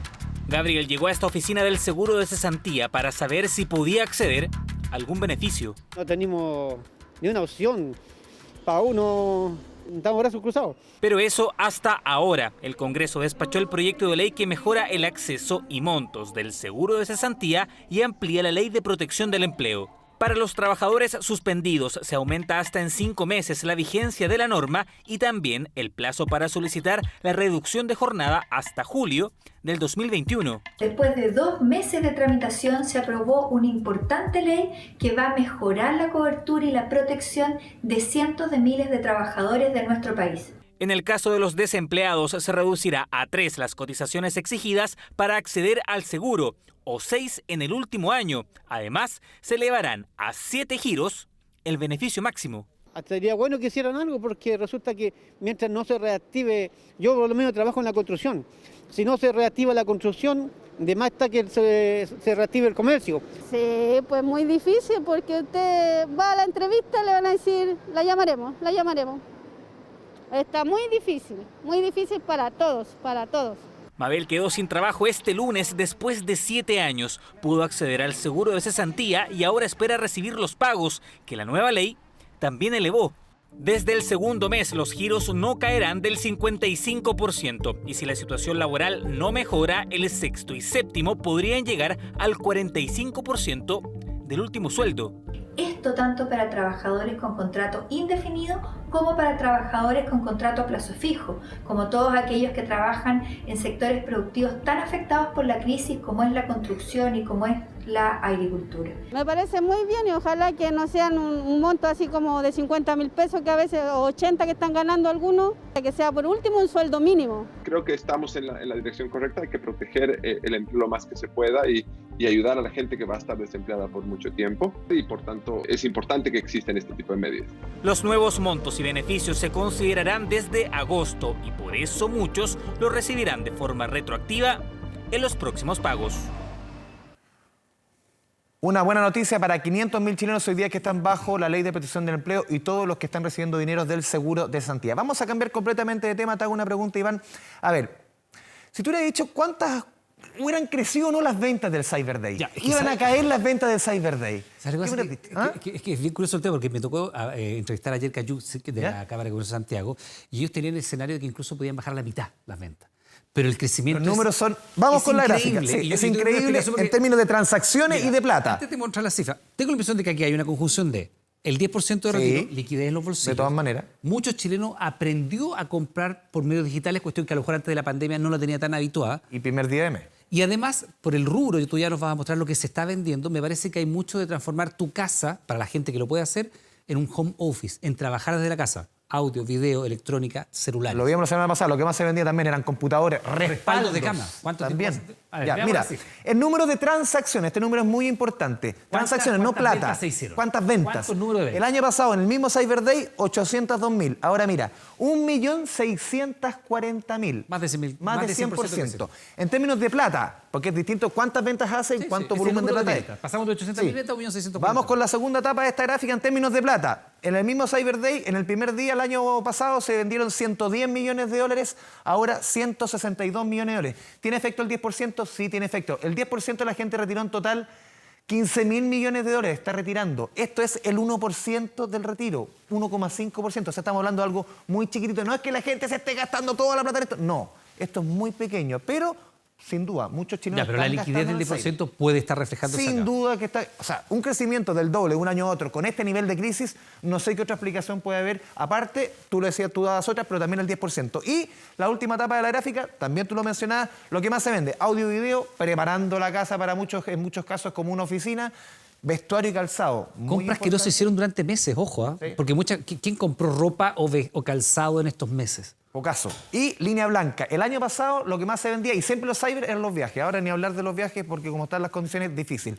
Otra buena noticia en materia económica, la van a recibir en los próximos meses, son los cientos de miles, millones de afiliados a las ISAPRES. Son 1,8 millones de afiliados, 3 millones en total con las cargas de cotizantes. Las ISAPRES anunciaron de manera inédita que postergarán el alza en el cobro de los planes de salud por un año y que las condiciones actuales se extenderán hasta agosto del 2021. El presidente de la Asociación de ISAPRES, Gonzalo Simón, planteó que en la mesa de trabajo formada con los integrantes de la Comisión de Salud del Senado se acordó aplazar el reajuste y adecuación de los precios para el periodo 2020-2021. Esto luego que en abril, en acuerdo con el gobierno, se postergara su aplicación por 3 meses. La iniciativa busca beneficiar a los usuarios que han sido afectados por la crisis actual y será la Superintendencia de Salud la que trabaje en el marco regulatorio necesario para que la medida se concrete en el menor plazo posible. La postergación se aplicará de forma automática a todos los afiliados al sistema y contó con el respaldo transversal de todos los senadores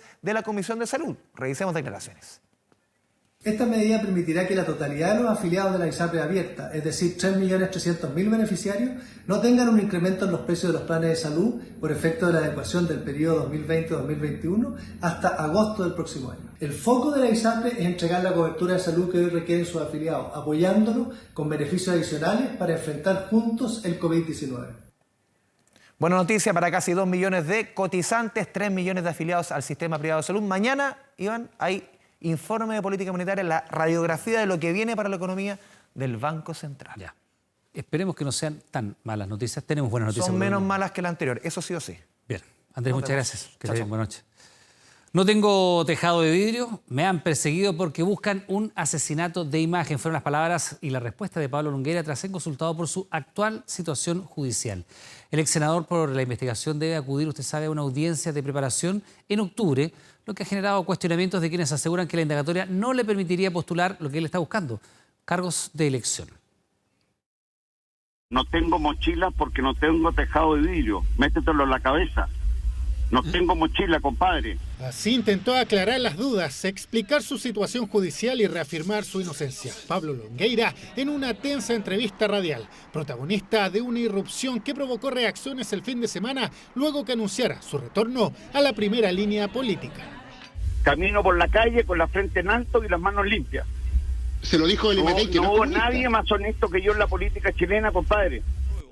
El ex aspirante a la moneda volvió anunciando que votará por el apruebo, que se postulará como constituyente y que incluso pretende dirigir a su partido, la UDI, postura que generó reacciones. Una de ellas, la de Evelyn Matei, abanderada presidencial, quien dijo textual: Pablo Longueira no está en condiciones de presidir si no resuelve el caso SQM.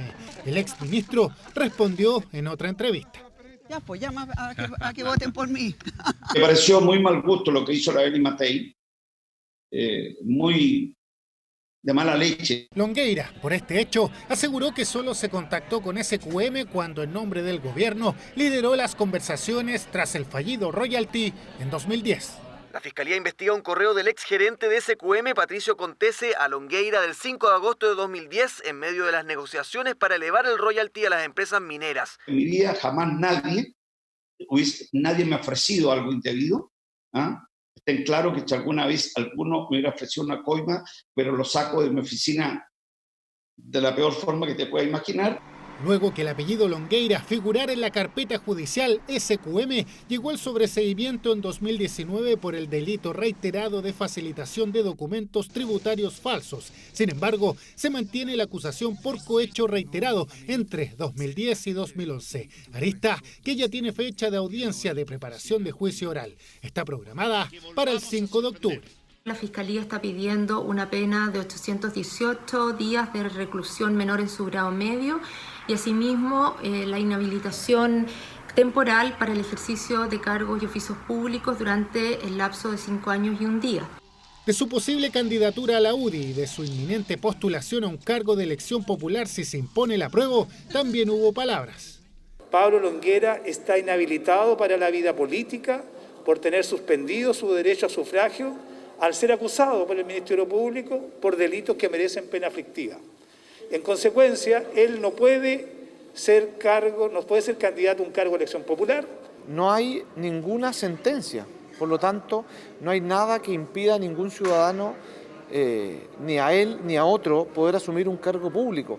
Ese es el sentido que tiene la justicia en nuestro país, que se acredite un hecho, y aquí no hay ningún hecho acreditado. Longueira aseguró su inocencia y dijo que eso lo ratificará la justicia. Declaraciones que provocaron réplicas en La Moneda, una de ellas de otro histórico UDI, hoy ministro del Interior. Yo soy amigo de Pablo Longueira, lo conozco hace más de 30 años y estoy seguro que Pablo Longueira es absolutamente inocente, va a probar su inocencia y por lo tanto no tiene ningún obstáculo para desarrollar la vida que él quiera llevar adelante, ya sea política o no. Al gobierno no le corresponde decir si una persona es inocente o no, eso le corresponde a los tribunales de justicia. Ahí hay una investigación que está en curso y por tanto no nos corresponde entrometernos en aquello. Perdón, pero usted tuvo arresto domiciliario nocturno, tuvo arresto nacional. No te preocupes, compadre. Si los comunistas me han perseguido porque buscan un asesinato imagen, pero no, yo no tengo tejado de vidrio, no tengo complejo. Entonces a otros con eso. Así que no sigan con eso. Después de un largo tiempo alejado de la política, el ex candidato presidencial irrumpió criticando la opción rechazo y anunciando candidaturas. Longueira va por un cupo en la constituyente y por liderar nuevamente a su partido. Fiesta democrática del país. Bien, pues recordamos que a partir de las 22 horas Televisión Nacional de Chile está autorizada para transmitir programas para mayores de 18 años. Revisamos otras informaciones. El poeta de Licura Chihuahua fue elegido como Premio Nacional de Literatura 2020. El escritor, autor de Sueños de Luna Azul, es el primer exponente de la cultura mapuche en obtener este preciado galardón. Su espíritu y su corazón indígena es lo que inspira su obra. Orgullo que llevó por primera vez en la historia a galardonar a un escritor mapuche con el Premio Nacional de Literatura, el que desde Asturias agradeció el Licura Chihuahua. Reitero ese agradecimiento porque no soy yo quien habla únicamente. El autor es apenas un pequeño camino dentro de lo que es la enseñanza, de lo que es la palabra de nuestro antepasado. Yo creo que a miles de kilómetros de distancia en España y lejos de su tierra, quien reconoce su escritura como portavoz de los pueblos ancestrales, fue seleccionado como el ganador de uno de los máximos reconocimientos que otorga el país.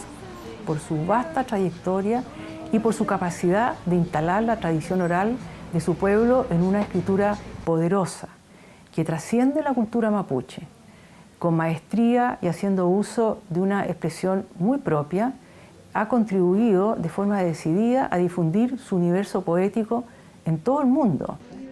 Se trata de la tercera postulación a cargo de la Universidad de la Frontera y la que llega como reconocimiento a su trayectoria y su aporte a la cultura, sumando ya 15 libros publicados y algunas de sus poesías incluso traducidas a otros idiomas. Lo que hago es simplemente la transmisión de una memoria que recibí de mis antepasados y que llevo siempre muy presente en mi memoria.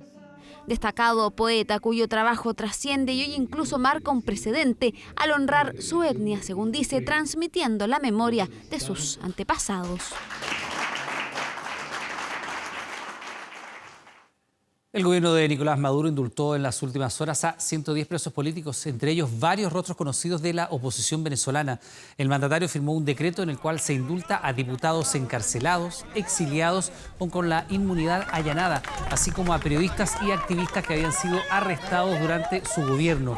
Entre los indultados se encuentra el opositor Freddy Guevara, quien se refugió en la residencia del embajador chileno en Caracas. También Henry Ramos, uno de los rostros más emblemáticos de la oposición de ese país.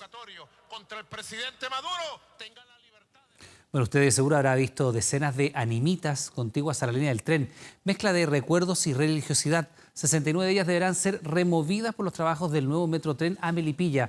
EFE comenzó una campaña para ubicar a los familiares para el traslado, porque detrás de cada una de ellas existe, por supuesto, una historia. A mi papá lo asesinaron. Al padre de Ángela lo asesinaron en 2017. Su cuerpo fue encontrado al lado de la línea del tren, en el Paico, cerca de Melipilla. La familia en general quedó súper mal, porque nunca habíamos pasado por algo así. Y hasta el día de hoy nosotros no tenemos justicia de nada. La cruz y la animita de Don Luis mantiene vivo su recuerdo, un capítulo no cerrado aún para su familia, un capítulo doloroso y que sigue abierto para sus 3 hijos. Eso y es para recordarlo porque lo estima todos mis tíos, primos. Fue una persona muy querida por toda la familia. Pero esta animita tendrá que abandonar su lugar. El futuro Metrotren a Melipilla considera 3 vías férreas y los trabajos que se harán en el lugar significan que las 69 animitas que rodean el sector deberán ser reubicadas. Y hay un trabajo con las familias, buscando a las familias que son cuyos deudos tienen estas animitas. Y ahí tenemos cerca de 40 familias ya identificadas.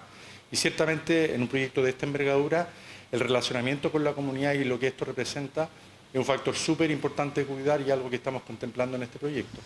Estas pequeñas grutas no son solo parte del paisaje aledaño a la línea del tren, también son un espacio de recuerdo, una suerte de santuario para sus familias. Se ha determinado que la ley de concesiones, tanto en materia de ferrocarriles como en materia de caminos, tiene que hacerse un estudio de las animitas y ver cómo se traslada, y para eso se contacta a los familiares si eventualmente se encuentran, para ver el mejor modo de trasladar a las animitas. En Chile se calcula que hay cerca de 5.000 animitas, parte no solo del folclore, sino también de la devoción. Ante un megaproyecto como este, se deben considerar, contactar a sus familias y de mutuo acuerdo reubicarlas. En este sector de las 69 existentes, 40 familias ya han sido contactadas. Sin embargo, 29 de ellas aún están en proceso de buscar a familiares. Aun cuando no esté la familia, de hecho hay animitas que son bien emblemáticas, que ya tienen un valor de arraigo en la propia comunidad por sí misma, más allá de que pueda existir la familia de las personas que estaban allí. Y por lo tanto ahí lo más importante es que esto se trata de un factor de relacionamiento con la comunidad. Así que en la medida que sean animitas que nosotros vemos que sin duda, aun cuando nos rastremos a la familia, representan un valor para la comunidad, esas van a ser tratadas con todo el respeto que eso merece. La empresa de ferrocarriles del Estado inició una campaña por redes sociales para dar con estas 4 animitas de las que no se tiene detalle de sus familiares. Le han asignado un número y hasta ahora no se conoce el paradero de sus deudos. Claro que esto obedece no solo a los trabajos, también al misticismo que envuelve a cada una de ellas. Más allá de que el proyecto de impacto ambiental establezca que deben ser reubicadas, las creencias también son un factor. Que los trabajadores de los caminos se niegan a mover una animita. Y más de algún camino ha tenido que ser modificado por la presencia de animitas. Hay toda una mitología en torno al tema de las animitas, porque son muy cobradoras aparte de todo. Entonces, la gente le teme no cumplir con ella. En la línea del tren cercana a Melipilla aún hay porfiados que transitan en medio de la peligrosidad. Gran parte de las animitas corresponden a muertes producto del paso del tren y pese a las fiscalizaciones de EFE, los episodios se suceden. Este proyecto está a meses de iniciar su construcción, moverá 3 veces más gente que el Metrotren ANOS.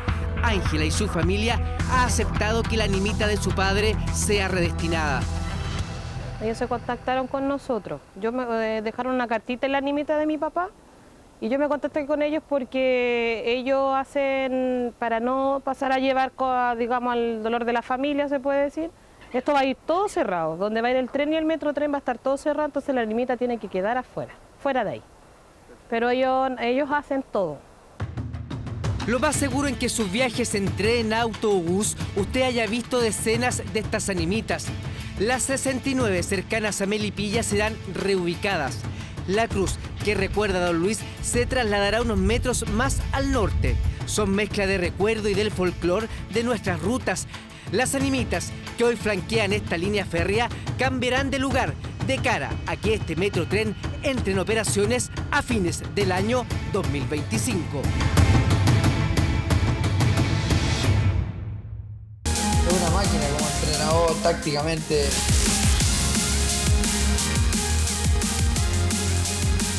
Se afinan detalles para que Arturo Vidal sea refuerzo del Inter de Milán en las próximas horas. El volante ya dio el sí, ahora resta que el Barcelona autorice su partida. ¿Cómo le va? ¿Cómo está? Buenas noches. Volverán a juntarse los socios de La Roja, Alexis Figo y también Arturo Vidal. En Italia lo llenan de elogios, incluso aseguran que es el Messi del descontrol en el mediocampo. Mire. El Rey arma su maleta, prepara el avión que seguramente será privado, todo para ir a Milán. Arturo Vidal dejará Barcelona para trasladarse a la ciudad de la moda.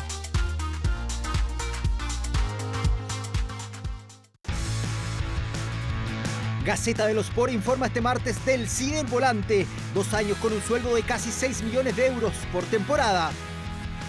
Este es un perfil del mismo medio, Gaceta de los Sport. El Messi de los centrocampistas juega como Vives, general que lucha como el primero de los soldados, incontrolable e irresponsable, el rey y 1000 más, uno al día, al menos uno para cada faceta de la asombrosa y loca vida de Arturo Vidal.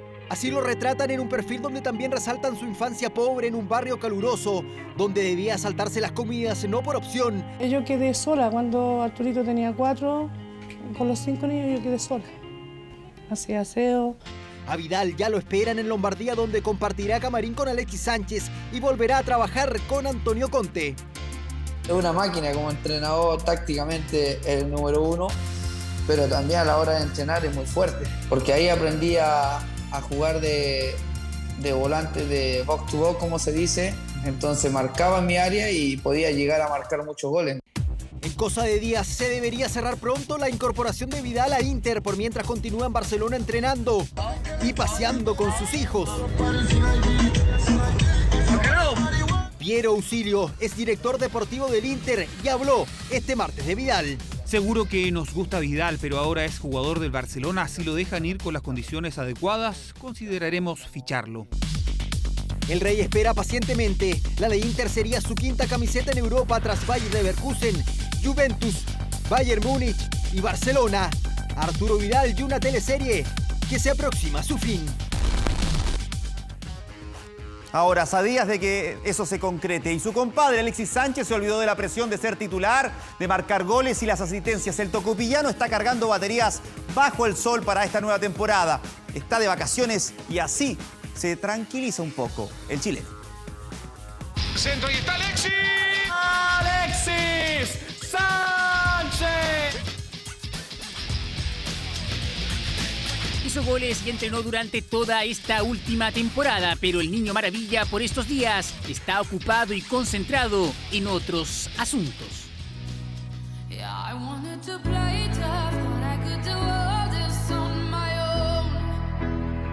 Está disfrutando de sus vacaciones, de su merecido descanso luego de cerrar una gran temporada. Primero compartió postales de sus paseos en un lujoso yate en alta mar, gozando de atardeceres y de una tranquilidad más que necesaria. Publicaciones que se llenaron de likes y comentarios de sus fanáticos. Pero el mar no ha sido el único escenario donde Maravilla ha descansado.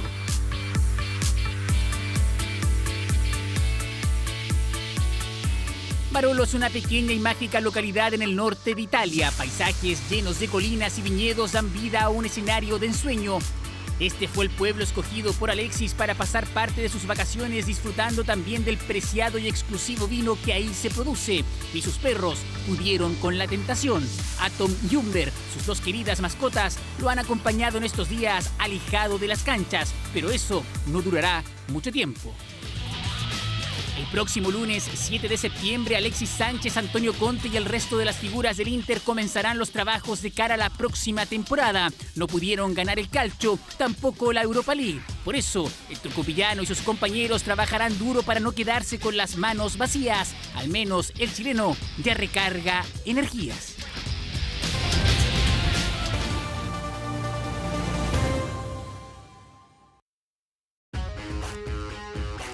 Ya estamos de regreso a solo 5 días ya del Superclásico. Los referentes de la U y Colo-Colo tomaron la palabra para comenzar a palpitar el encuentro número 187 que va tomando mucha forma.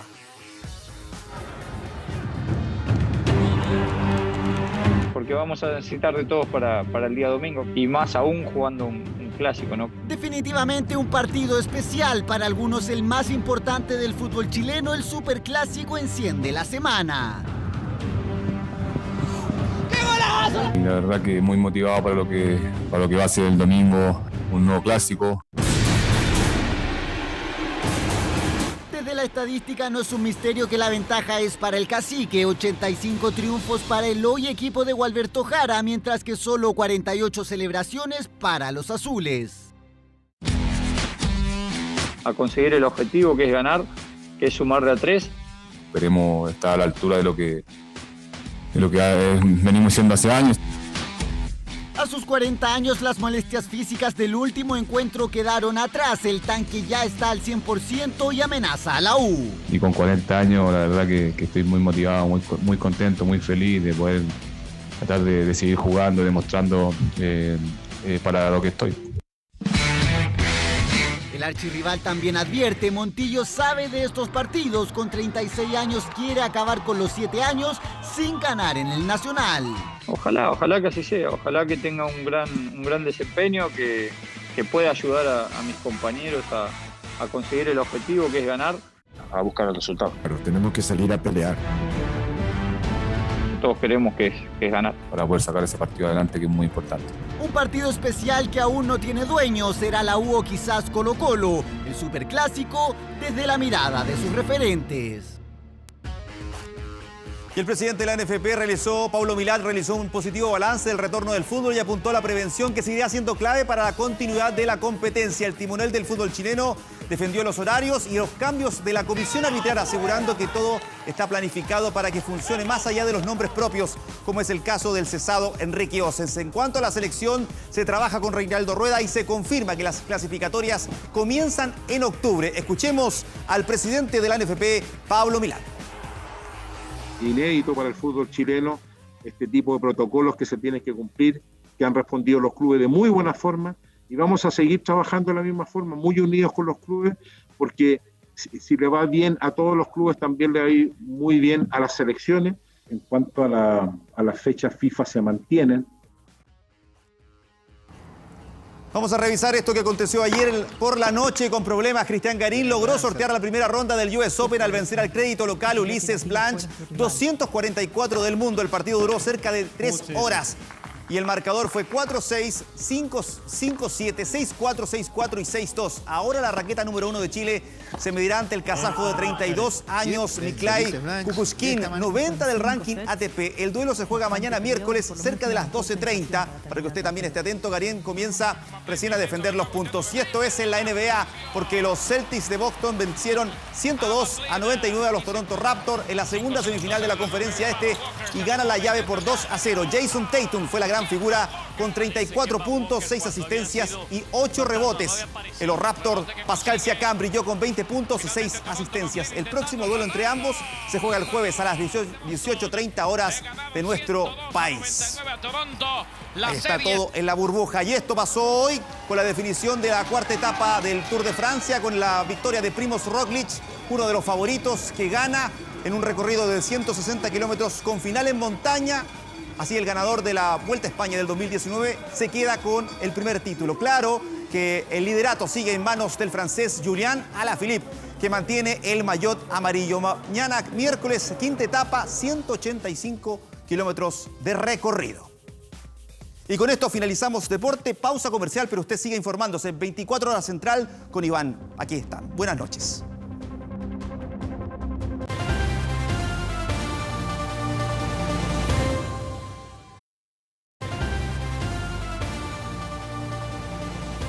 Ya estamos de regreso con las noticias. Fueron décadas de discriminación para las mujeres divorciadas que el Congreso le puso punto final. Se aprobó la ley que elimina el periodo de 9 meses que ellas debían esperar para volver a casarse y solo falta su promulgación para que sea ley. O sea, si yo me quisiera casar, no tengo derecho. Es súper injusto que la mujer tenga que esperar los 9 meses y el hombre pueda hacerlo de inmediato. Se puede considerar en el caso de que, por ejemplo, estuvieran recién divorciados o separados. Si estamos buscando igualdad, tiene que ser ley pareja. Sobre el asunto del divorcio no tenía idea.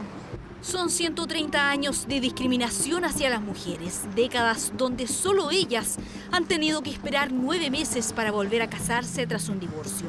9 meses para demostrar que no están embarazadas. Que las mujeres hemos sido consideradas a lo largo de la historia de Chile y en el siglo XXI ciudadanas de segunda categoría. Una desigualdad que el Congreso en esta jornada le puso fin.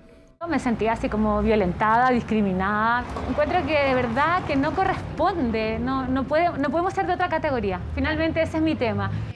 Macarena Ramis debió esperar 9 meses para demostrar que no estaba embarazada. Y si yo quería apelar, tenía que además hacerme un examen médico demostrando que yo no estaba embarazada. Tenía que llevar pruebas. O sea, yo podría estar eventualmente embarazada de mi futuro marido. Un pensamiento que rige desde el siglo XIX. Que la sociedad instaló una manera en que las mujeres nos teníamos que relacionar y mantener, digamos, las apariencias, y el argumento que se utilizaba, digamos, era que eventualmente podía haber lo voy a poner en coloquial, una reconciliación y eventualmente un embarazo que hubiese acompañado a esa reconciliación. Un proyecto que ingresó en 2017 y 3 años después logró salir del Congreso. Aquí parece que hay algo muy absurdo que habría que modificar y aún así no tenemos la respuesta con la celeridad que se requiere por parte de los parlamentarios y parlamentarias. A partir de ahora, las mujeres tendremos el mismo derecho de los hombres para rehacer nuestras vidas. Como gobierno, estamos comprometidos con eliminar todo tipo de discriminación contra la mujer en nuestra legislación. Pero según las organizaciones de mujeres expertas, aún hay pendientes. Hasta el año 89, las mujeres casadas eran ante la ley incapaces relativas. Y esto significaba que las mujeres no podían actuar libremente en la vida civil, en las obligaciones civiles, adquiriendo, por ejemplo, firmando contratos o adquiriendo cosas como inmuebles. Una condición que cambió cuando se estableció la diferencia entre separación de bienes y sociedad conyugal. Sin embargo, las mujeres casadas en este último régimen aún deben sortear la discriminación de antaño. No tenemos la autonomía para pedir créditos y poder acceder, por ejemplo, a generar un emprendimiento porque no tenemos que tener el consentimiento del marido para poder hacerlo. Una deuda ante las mujeres, un proyecto de ley que lleva 7 años esperando en el Congreso, pasos que faltan para la equidad. Este martes, las mujeres lograron un esperado avance. La vida después del divorcio será igual para hombres y mujeres.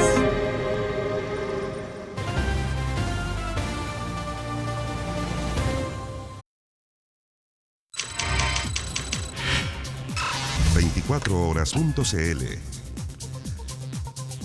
Atención a lo siguiente, porque a partir de hoy más de 2.200.000 pensionados van a comenzar a recibir el pago del aguinaldo de fiestas patrias. Para este año, el monto del beneficio es 20.082 pesos por pensionado y se va a incrementar en 10.303 por cada carga familiar que esté acreditada. Usted puede ingresar a nuestro portal 24horas.cl y ahí va a encontrar todos los detalles sobre el pago de este beneficio de fiestas patrias. Bien, pues estamos terminando las noticias como siempre. Le damos las gracias por informarse junto a nosotros. Continúe nuestra sintonía, llega un nuevo capítulo de Fuerza de Mujer. No se lo pierda. Que tenga buenas noches.